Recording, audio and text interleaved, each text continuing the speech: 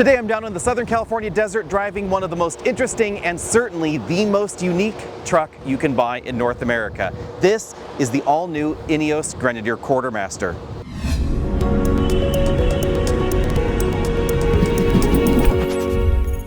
Starting out with the design, I will apologize in advance for the engine and fan noise. It is pretty hot out here. It's been over 100 degrees today down here in the desert, so keeping the air conditioning on is definitely important, at least for me. Hopefully you're all nice and cool at home.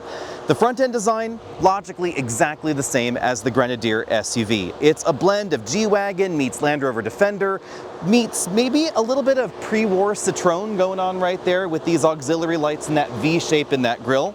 This one has the available from the factory front winch there. This one has the composite leader, of course, rather than a steel cable like you find in some winches available there. Nice round headlights.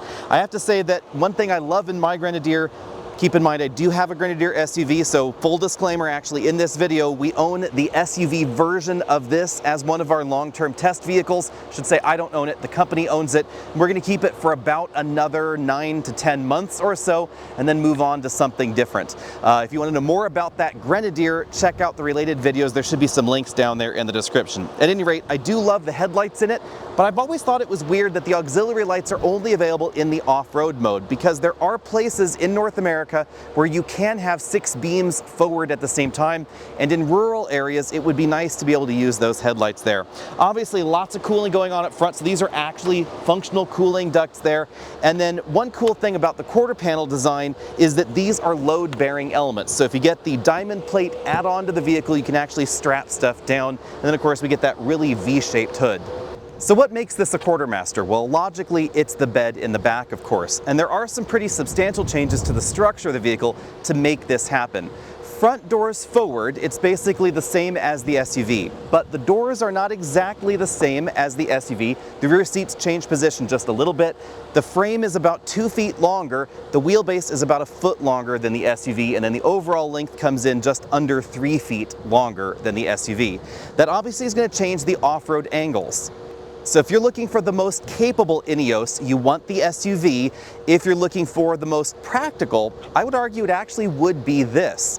Size-wise, this is a solid mid-size truck in North America. I realize that may sound weird for people watching this video in Europe, but in the US, even something like a Toyota Tacoma gets notably longer than this, over 220 inches long in the longest wheelbase version, and this is considerably smaller. It's also a little bit smaller than something like the Jeep Gladiator. The bigger difference between this and the Gladiator, though, is going to be the wheelbase. It's quite a bit longer than the Gladiator, about 10 inches longer, and that means very different angles. The approach and departure angles are better in the Jeep, but the breakover is better in this because of that shorter and tighter wheelbase. And that's even though we have slightly smaller diameter wheels and tires on this model. Much like the SUV, we get a really high roof design. I'm 6 feet tall. You can see this roof is definitely quite high. And that does pose some parking challenges. So if you're concerned about whether or not this will fit in a particular parking garage, you should know that you can probably fit an F-150 or a Silverado in places that you could not fit a Quartermaster when it comes to certain parking garages. It's actually a problem I have with the Grenadier that we have. We have the same sort of attachment rails back here and auxiliary power port on the outside that we find in the Grenadier, but we don't have 4 of them. They're just 2, one on each side, because of course we don't have the cargo area behind. And that makes sense because the reason to get the Quartermaster is the pickup truck bed behind. Interesting things about the bed here. Let's start with the tailgate. We have the third brake light right here in the tailgate, not in the cab like we find in a lot of trucks. We have the same tail lights there, round on the side, that we find in the regular SUV version. And I have to say this definitely gives us a different look in the US, one that's uniquely Grenadier. Big Grenadier right there. Nice high mounted camera. I do like that because that means that looking at that hitch if you're trying to align a trailer is going to be a lot easier. And that could be important because this has the highest tow rating in this segment. Over 7,700 pounds of towing capacity in every Grenadier truck. That makes this class leading, and the payload capacity of over 1,800 pounds is second in this segment, just barely behind the Ford Ranger. Now, Here you'll notice one big drawback, I guess you could say, and that is that we have a spare tire mounted in the bed, not underneath the truck. That's just due to the general design of the frame in the Quartermaster and its general length. They weren't able to package that anywhere else, and of course they couldn't put it on the tailgate and still have that function as a tailgate. It's also worth noting this is not a damped tailgate, but it's not terribly heavy. Now, in the well where we find this spare tire, there's an identical one on the other side, so you could put two spares back here if you wanted. Step-in height or cargo load-in height is definitely a little bit higher than a lot of the competition, and there are no auxiliary assist steps to get up into the bed of the Quartermaster. That actually makes sense due to the off-road design of this vehicle. Now, where this starts to really blend segments is the cargo bed and then of course the inside, because the cargo bed is wider than average for a mid-sized truck, although not between the wheel wells. Those actually pinch in a little bit wider than something like a Tacoma or a Ranger, etc. You cannot fit 4-foot wide items between the wheel wells, but you can fit 4-foot wide items, it looks like, including having the spare tire in that location. I haven't been able to measure it, but it does look like that just barely might fit in here, depending on exactly what kind of 4-foot item you're trying to put in here. If it's an 8-foot long item, this is going to be in the way because it's going to have to stick out past that tailgate. But just simply a 4-foot wide item, no problem right here between the side and the wheel, because again, this cargo area is pretty wide. Over here, there is a 400-watt AC inverter outlet. I do think that's a little small. As you'd expect with this vehicle's off-road mission, there's a lot of auxiliary protection underneath the vehicle, lots of big heavy skid plates there. That's probably another reason why they didn't want to put the spare tire under there. They couldn't do as much protection under the vehicle. Like the Grenadier SUV, or actually the station wagon as Grenadier calls it, we have the accessory mounting rails on the side, the utility belt, that's what they call it there. That's available, it's not going to be standard.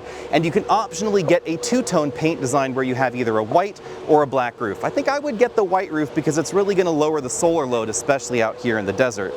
The design of the Grenadier and the Grenadier Quartermaster is unquestionably British, but the engineering, some folks may be happy to hear that a lot of that is Austrian, because the nuts and the bolts of how we make this British vehicle look the way that it does and work the way that it does was done in Austria. The engine, on the other hand, that is 100% German. This is a BMW 3-liter turbocharged inline-6, and just as smooth as you'd expect out of a BMW inline-6.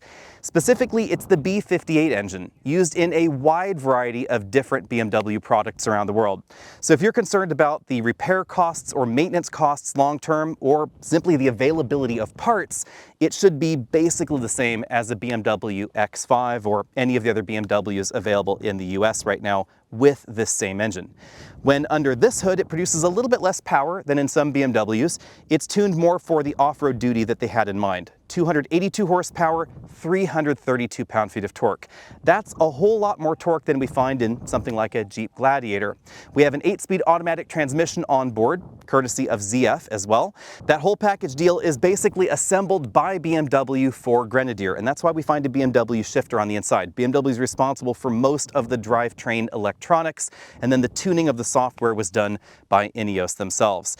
We also have a 2-speed transfer case with a really slick feature up its sleeve. This is one of a very limited number of new vehicles in North America that has an actual center differential. Not a clutch pack, not just a transfer case with a forked coupling, an actual true center differential. It can be open or it can be locked, it's your choice, in both 4 high and 4 low. So this can be in 4 low without that binding feeling in the steering that you get in pretty much everything else.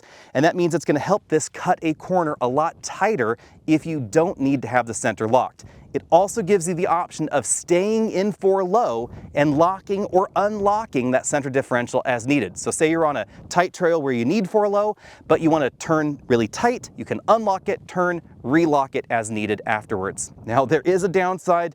Clearly that downside is fuel economy. 14 miles per gallon combined is what the Grenadier Quartermaster is rated for. And that's simply because of that full-time 4-wheel drive system. And then of course the boxy profile.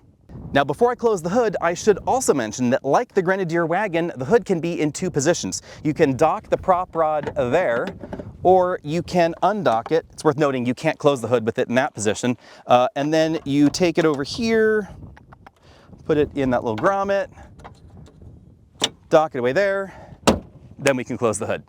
Outside of off-roading, the Grenadier has a ton of traditional truck capability.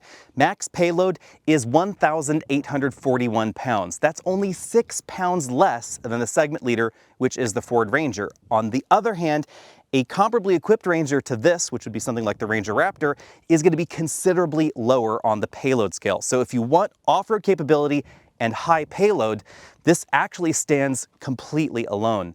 The highest payload rating in a Gladiator is going to be 1,600 pounds, about 250 pounds less than this, and most of those Gladiator models will actually be considerably lower than this particular model. Towing is also tops in the class, 7,716 pounds. That beats the Jeep Gladiator by about 200 pounds, and it beats the entire rest of the segment by around 1,000 to 2,000 pounds, depending on exactly which competitor we're talking about. On the downside, although we can get a hitch from the factory, there is no factory trailer brake controller available on the Grenadier. And that is one of the things I would love to see available, because every competitor in this segment has at least a dealer-installed accessory available, and there isn't one on this. If you want to tow that 7,716 pounds, you're going to have to provide your own. One of the things that makes the Quartermaster so unique is that it has solid axles front and rear, and that's something we really don't find often in this segment. In fact, the Gladiator is the only competitor that has a solid axle up front. Everything else is going to be independent suspension. There are certainly pros and cons to that particular design. Let's go over the basic off-road numbers. From the factory, you can get up to 32-inch tires. The Jeep is going to have 33s available, but 33s will definitely fit on the Grenadier Quartermaster, just like they will on the regular Grenadier station wagon. I have heard that if you want to go up to 34s, those will fit as well, but there may be some considerations with that spare tire in the back. Now, keep in mind that the main reason that the Gladiator has more ground clearance is because it has higher diameter or larger diameter tires available. When we're talking about solid axles like this, the only way to increase clearance is to change the diameter of the tire and get that axle higher off the ground. Now, in something like an independent suspension vehicle, you could add an airbag and push that wheel down. That's how they get extra clearance. In this, you basically have to go with bigger tires. And that's the main reason we find 10.4 inches of clearance here, 11.1 available in the Gladiator. Now, the rest of the numbers, that's mostly down to the general design of the vehicle. The approach and departure angles are not quite as good as they are on the Jeep. That Jeep has up to 43.4 inches of approach angle capability because, of course, we have the removable sections on the bumper available, and then the entire wheel is a little bit closer to the front. On the other hand, that longer wheelbase means that this has a 6-degree better breakover angle than we find in the Gladiator. The departure angle, it's a little bit better. It's about 4 degrees difference between the two models. Thanks to the off-road design of both trucks, wading depth is actually the same at 31.5 inches. All right, let's take a quick look around the inside. Remember that this is very similar to the Grenadier that I have at home, so if you want to know more about the interior, check out that video. We don't have any power seats still available, although I am kind of heartened by these cutouts here. Maybe we'll see some adjustable lumbar support in the future. Manual seat controls there. This has the optional leather upholstery, as you can see in this model. The seats are made by Recaro, but they lack lumbar support, which is something that I would really like to see. Let's go ahead and hop on inside so you can see what the rest of this interior looks like. Probably the most divisive thing about this interior is that we have just one LCD in the middle, but as you can see, it supports Apple CarPlay integration, which is definitely something that I appreciate and something that really, I think, helps out the functionality of this system. The switch between screens, etc., is a little bit slower than I might like, but we do get a lot of different software screens here to see. Like you can see, that took a while to load, but we get altitude, we get a lot of temperature screens for off-roading. You can see the temperature of each individual tire. It's 102 degrees outside, so it definitely is pretty toasty. Now again, the bulk of this interior is pretty similar to the Grenadier. Actually, it's exactly the same as the Grenadier SUV. So same sort of very vertical stack right here, lots of buttons and knobs. I think this look is fantastic, but I'd love to know what you think about that. Heated seat controls. This model does have the optional heated seats. Single zone automatic climate control there. Very aviation style controls. And if you think those aren't enough buttons and switches, just check out the ceiling. We have all these toggles. These are accessories. These are available when you order the vehicle. And if you're worried about whether or not you might want them in the future, get them, because apparently they're difficult to add afterwards, next to impossible practically. All these relays are for power points around the vehicle, And then we have a 500 amp outlet even in the back for that auxiliary winch output. These are the lockers, so front locker, rear locker, the off-road mode, waiting mode, etc. This controls the auxiliary lights right there. We also have some off-road assistance buttons there, interior lights. It's a really cool look. And then we have, of course, the Safari glass windows. These are completely removable. A little bit difficult to show you there, but you can vent them open like that. You can also remove them from the vehicle if you want more of a convertible-like vibe. But of course, you're not going to get quite as much room in here as far as the open sky view as you'd get in something like a Wrangler. Now moving back over here, we get fixed in place shoulder belts for the driver and front passenger. A mixture of premium and sort of mainstream materials, I guess I would say, for the doors. Mostly hard plastics down there along the bottom of the door, but we do have a soft touch padded armrest section and of course a soft upper section. Also soft touch materials on the upper section of the dashboard, sort of a hard textured plastic there. Lots of grab holds all the way around. Passenger actually has 3 of them. That one right there, one over there on the A-pillar, and one up there as well. We then have a reasonably sized glove compartment for a vehicle of this nature. You're not going to be able to fit any tablet computers in there, of course, but it's about the same size as the one that we find in some of the competition. A bit bigger than the ones that we find in the Wrangler, of course. Now moving across the dashboard, no LCD instrument cluster, no instrument cluster at all. This is really just for warning lights right in here. There is sort of a little tray where you can keep your smartphone, something like that. It does have a removable rubber insert right there. And then we have the same steering wheel with the Ineos logo in the middle. Now, why is the Ineos logo a little bit, I guess, peculiar for the automotive industry? It's because Ineos started as a chemical company. The name is InSpec Ethylene Oxide and Specialties. That's the origin of the Ineos name there. That's because they again started as a chemical company. Over here we have some controls for the regular cruise control, no adaptive cruise control, and then on this side we have some infotainment controls along with the separate horn buttons, one for a little mild toot toot, and then this button honks the regular dual note horn. You can actually honk all 3 horns together. Working our way back down the center console, you can tell that we have a BMW shifter right there, basically the same design we find in a number of other BMW vehicles. Ineos said that that was quite practical because, of course, the parts are readily available and it didn't make sense to buy all the controls from BMW and recreate a new shifter. I do have to say, I wish it was reskinned to look just a little bit more like the other controls in here. We also find a sort of BMW-like infotainment control knob here, although the software is not based on a BMW system. I will say that I find it a bit difficult to find a place to put your phone because some of the larger phones, they don't quite fit in that little storage area right there. So personally, I end up sticking my phone all the time right there between the handbrake and that center console. 2 big, pretty nice sized cup holders there. And if we open this storage compartment, we find a small amount of additional storage. Jumping into the back seat, you will definitely notice that the passenger compartment shrinks a little bit versus the SUV. Most notably, the legroom figure definitely shrinks over here. This front seat's adjusted for me at 6 feet tall. I have a little bit of extra room left, but it would definitely be harder to put child seats in here behind a taller driver. Over here in the center console, we have 2 big air vents there, some USB-C charge ports, and then a 400-watt inverter outlet. Due to the hump and the distance between this seat cushion and that center console, it may be tricky to put an adult in the middle, but we have a really wide seat back here. This is actually the widest rear bench seat in the midsize truck segment in North America because this is really quite wide. If I lift up this seat bottom, you'll notice we don't get any extra storage. This is where they put the 12-volt battery there, and depending on options in the vehicle you're looking at, there may be other touches or other features going on. I will go ahead and lift up this other seat bottom. You can see that's the fuse bank right there, electrical modules for some of the other functions in the system.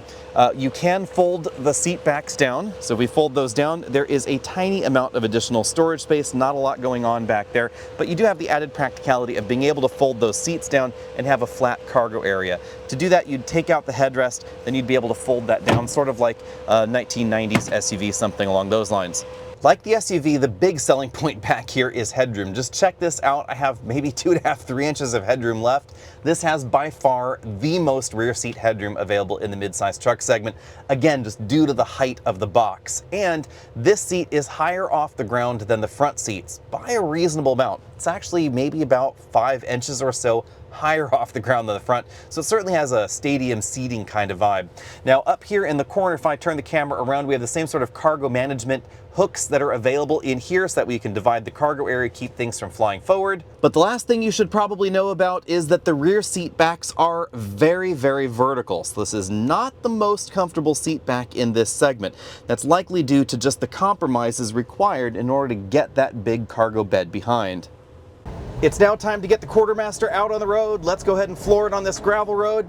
It has a reasonable amount of pep, but this is not a speed demon. This is not a Wrangler 392 or anything like that. We have under 300 horsepower and a reasonable amount of weight for this vehicle to move. This is on the heavy side for the mid-sized truck segment in North America, but keep in mind, we have two really rugged, solid axles on board. We also have a very tall box, and that's one of the big benefits, really, of this Quartermaster. If you're a taller person or you just like lots of headroom, I mean, check it out. This seat is not even all the way down. Lots of room in here. 0 to 60 times, they're probably going to be just under 9 seconds, somewhere around there. I'm guessing maybe 8.5, somewhere in that neighborhood.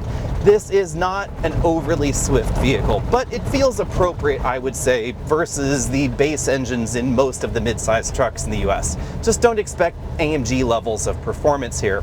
Stopping distance, that's going to depend largely on the tire that you select. And something that I noticed in my own Grenadier is that the stopping distances tend to be a little on the long side. You should likely expect the same sort of thing here, but for final results, you're going to have to wait until I get this at home.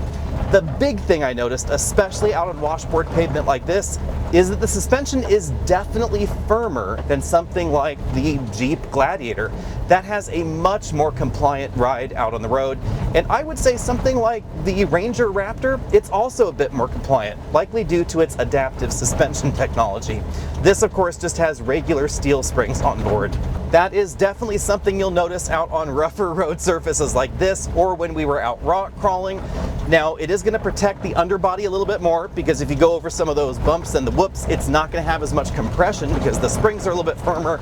But on long distance travel on this road right here, you know, it is definitely giving my kidneys a bit of a workout. Now, while we're talking about surfaces like this, I will say that the cabin is quieter than in the regular Grenadier, one of those Grenadiers that's in front of me.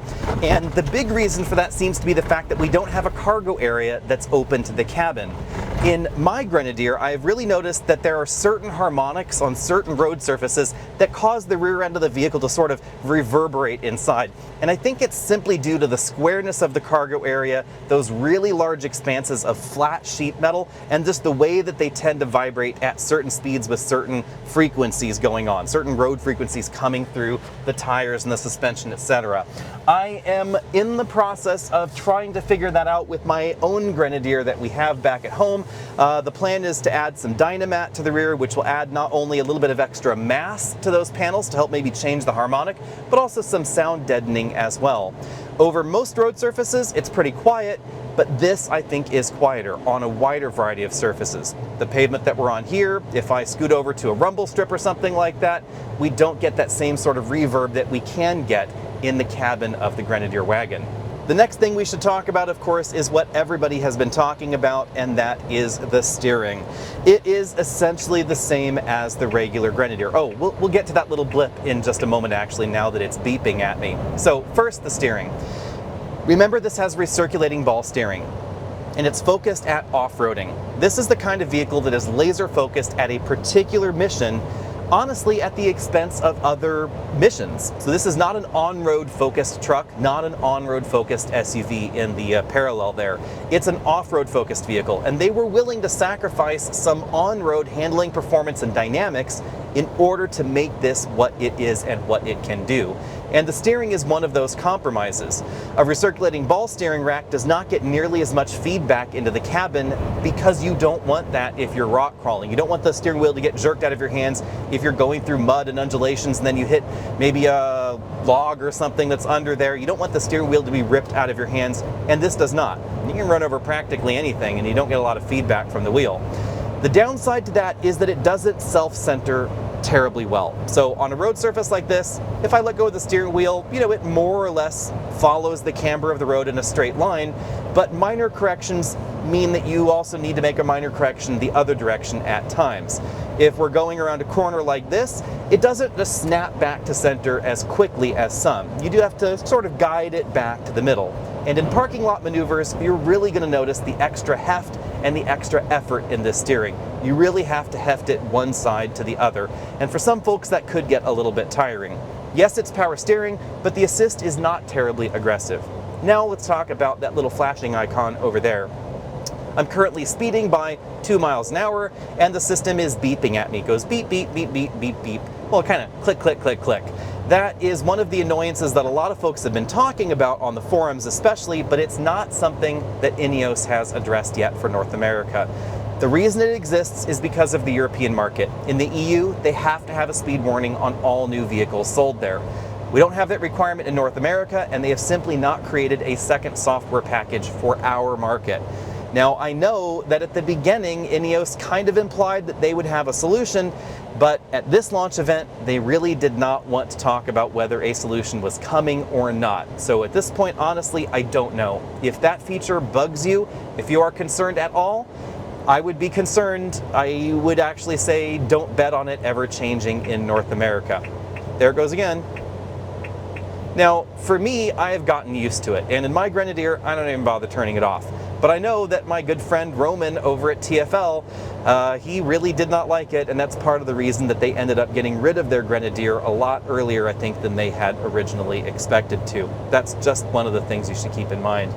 Now, while we're out here, let's talk about the horn buttons on the steering wheel that I showed you earlier. We have the toot horn. Wait till that car goes by. Beep, beep. We then have the regular horn, and then you can honk them all at the same time. Let's get back to the driving dynamics for just one moment. I think that after you get used to the characteristics of this steering rack, you will be rewarded by decent handling. Now, by decent, I don't mean sports truck kind of handling. I just mean solid for the segment, especially when we're talking about competitive models, again like the Gladiator, Raptor R, maybe the top-end versions of the Toyota Tacoma TRD, etc. A lot of that has to do with the tires. This vehicle has KO2 tires on it. These are not going to be the corner gripping choice for windy mountain roads, etc., but they are relatively competent even on your daily commute. And I did notice that this cabin's actually a little bit quieter than a lot of the competition, also with off-road focused tires on them. If I actually turn down the fan there's a little bit of that tire noise in the cabin, but honestly, not as much as I had expected. That's actually why I ended up getting the all-season tires on our long-term Grenadier, because I was a little bit concerned about how much hum there'd be in the cabin. And even though there is a little bit more in the Grenadier wagon, I think that they've actually done a pretty decent job with that. Fuel economy is a little bit tricky to talk about because we haven't been driving this at home. It's gone back up to 100 degrees outside. Average fuel economy is hovering right around 15 miles per gallon, which is a little bit better than the EPA estimates. That does not actually surprise me too much because our own Grenadier has actually been getting better than EPA estimates. Even once we added the roof rails on top, we've still been averaging about 18.5 miles per gallon in mixed driving, making it actually more efficient than a Durango SRT or something like that with a much bigger engine. And I think a lot of that just has to do with the BMW inline 6. This has been an incredibly efficient engine in every BMW that it's been put in, and a lot of that efficiency does seem to translate right down here to the Grenadier lineup. Keep in mind, this again has a full-time four-wheel drive system. So versus something like a Lexus GX, one of the only other options available in the US with a true center differential, fuel economy is actually not too far off, even though that Lexus GX, of course, is not getting an engine quite like the one here. On the subject of fuel economy, keep in mind again, we have that full-time four-wheel drive system with a true center differential. That's a very different kind of design than we find in, say, a Grand Cherokee with full-time four-wheel drive. That uses a clutch pack. It can effectively disconnect the front axle. This cannot. And in that respect, it's actually a little bit more similar to something like certain versions of the Lexus GX or some of the upcoming versions of the Toyota 4Runner. Toyota and Lexus are one of the few companies out there that are still giving us a true center differential in some models only, but they don't give you a front locker or a solid front axle, so still a very different character. But on the fuel economy front, it's actually pretty similar to something like that Lexus GX. In our own Grenadier, we've been averaging again about 18.5, 19 miles per gallon or so there, and that's pretty similar to what you can expect in the turbocharged V6 versions of those Lexus products. Bottom lining the Quartermaster out on the road is honestly pretty easy. This drives as unique as it looks. Some are really going to love that, and it's not going to be everybody's cup of tea. Now let's get down to brass tacks. How much is a Quartermaster going to set you back? Well, you might want to hold on to your seat because it is pretty expensive. It starts at $86,900. That is notably more than the SUV version. We'll talk about why that is in just a second. If you get carried away with options, you'll end up at around $115,000. Now there is a high level of customization available in this, and there's going to be even more coming soon because there's basically going to be a custom design studio from Ineos happening any moment now. There are a wide variety of colors, of course. You can get the front winch, you can get a back winch if you want to, all those auxiliary switches you saw on the inside. Of course, you can get the frame painted red if you want to. You can get a white roof or a black roof. You can get different seats, different upholstery options, etc. However, no version of the Grenadier Quartermaster or the regular Grenadier is going to have, well, a bunch of the active safety systems that a lot of folks are expecting when you're paying six figures for your new car. No adaptive cruise control. There's no lane centering profile, no hands-free driving, nothing along those lines. Sorry, a fly is biting me here. You also won't find blind spot monitoring, cross traffic detection, etc. No 360 camera or anything like that here. Instead, Ineos is going for a more basic kind of design that is not necessarily less expensive to design and engineer as one of those options with a lot of the active safety systems that you might expect. Now, why is it so pricey? That all has to do with the so-called chicken tax. Here's the short version of the story. I will let you Google for the details. Basically, after World War II, the US was making a lot of frozen chicken, and we were sending it to Europe at really low prices. And the French and the Germans didn't like that. Actually, nobody in Europe really cared for that except for the people that were actually eating cheap chicken. At any rate, what they did was they responded with a tariff in Europe on American chicken. America responded with a tariff on a whole bunch of stuff. But the one that stuck for some reason decades and decades later is a tax on trucks and vans. So cargo vans, pickup trucks, etc. This kind of utility sort of vehicle, these are taxed at 25% on import to the US. You don't have to pay it. Ineos is paying it, but it does affect the price tag of the truck. And if we didn't have that tax, ostensibly, this could be a reasonable amount less expensive. We don't know what the future holds, but we have heard rumors that maybe Ineos might be building them in North America, either directly or via a partner. We just don't know yet. But if you want one of these and you don't want to pay quite this much, you could either buy a used one in a few years, or maybe some of the prices might moderate in the future if that does come to pass. At the moment though, keep that big price tag in mind, but also keep in mind that if we were to get a G-Wagon pickup truck, it would probably be $250,000 or more. Part of what you're paying for is the exclusivity of the Grenadier, the uniqueness of it, the fact that nobody in your neighborhood is going to have one of these.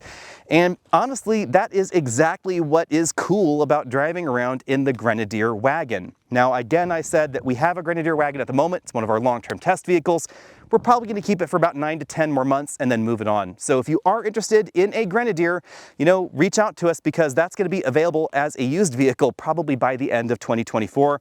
I love it. I don't know if I need to keep it around, but I do love the format of the Grenadier.